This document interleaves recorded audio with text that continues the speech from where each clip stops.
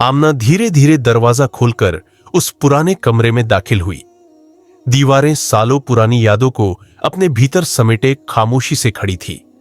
जमीन पर रखे पुराने खिलौने, अलमारी में बंद धूल भरी किताबें और दीवार पर टंगी वो तस्वीर जिसमें एक छोटी सी बच्ची मुस्कुरा रही थी, सब कुछ वैसे ही था जैसा आमना ने बरसों पहले छोड़ दिया था।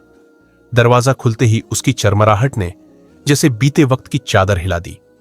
आमना की आंखों में वो सारे लम्हे तैरने लगे जब वह और उसकी बेटी जैनब इसी कमरे में हंसते, खेलते, कहानियां सुनते और सुनाते थे। उन दिनों की महक, रोशनी, सब कुछ जैसे लौट आया हो। वो धीरे धीरे कमरे के बीचों बीच आ गई। उसकी निगाहें छत से लटके उस पुराने पंखे पर टिक गईं जो अब बिल्कुल शांत था। कमरे की खामोशी में बस उसकी सांसों और दिल की धड़कनों की आवाज थी। पुरानी किताबों और उदासी की मिली जुली खुशबू फैली हुई थी।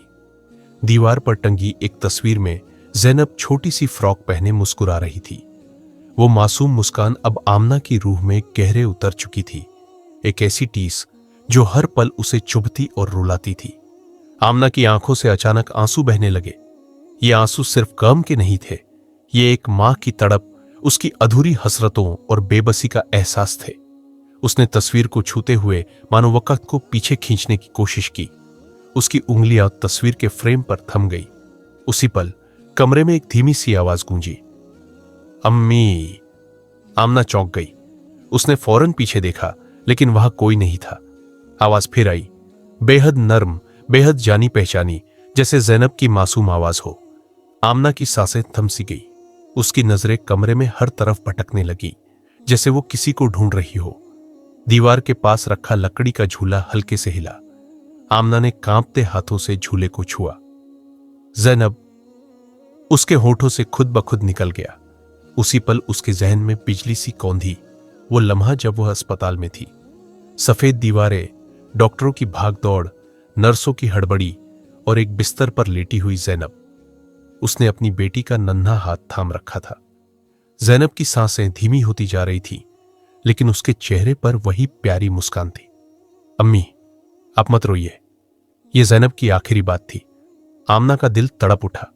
वह लम्हा आज भी उसकी रूह को झकोड़ देता है। कमरे में फिर वही आवाज गूंजी, अम्मी, आप आई ना। आमना ने भीगी नजरों से झूले को देखा। उसे ऐसा लगा जैसे कोई पारदर्शी सी आकृति उसके सामने बैठी हो, जैसे जैनब वाकई वहां मौजूद हो।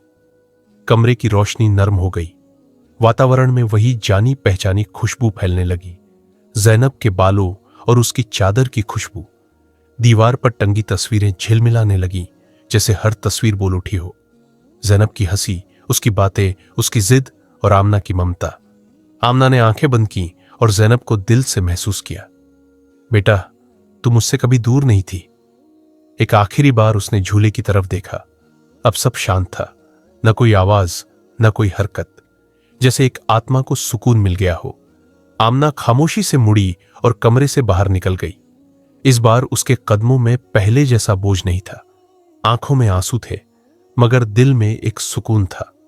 पीछे रह गया बस एक खाली कमरा जिसमें अब सिर्फ मां बेटी की मोहब्बत की सदा गूंज रही थी।